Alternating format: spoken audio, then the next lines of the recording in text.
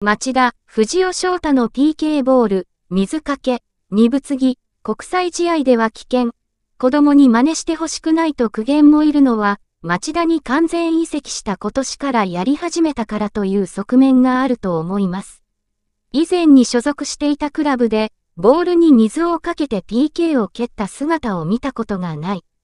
点を取る確率を高めるために取り入れたのかもしれませんが、これだけ批判の声が多くなると続けるのが難しくなるのでは。将来を嘱望される選手だけに、イメージダウンにつながるのがもったいないと懸念を口にする。藤尾は首位に立つ町田に不可欠な点取り屋だ。セレッソ大阪では出場機会に恵まれなかったが、J2 クラブにレンタル移籍を重ねることで力をつけていく。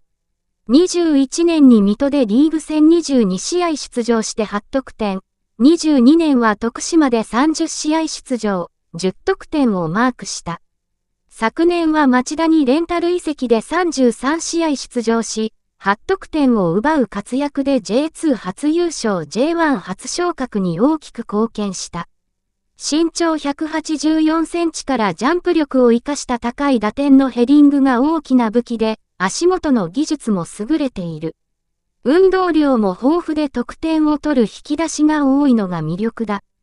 守備面でも貢献度が高い。今季は23試合で9得点をマーク。U から23日本代表のメンバーで出場した今年7月のパリ五輪では、グループリーグ初戦のパラグアイ戦に後半28分から出場して2得点をマーク。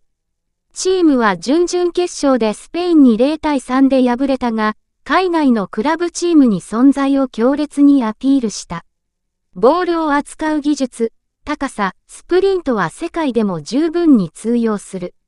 センターフォワードだけでなく、トップ下、サイドもこなせるので起用法の幅が広いのも魅力です。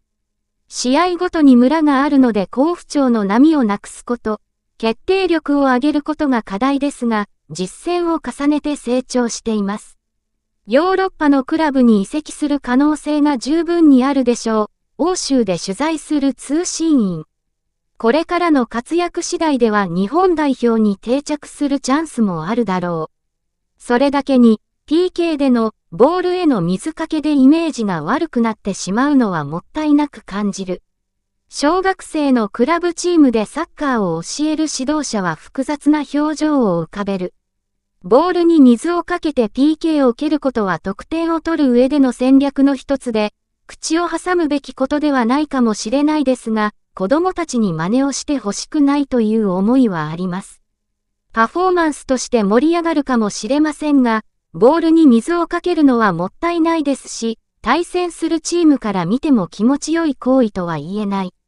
教育者の立場から考えると、ルールに抵触しなければ勝つために何をしてもいいという考え方には疑問を感じます。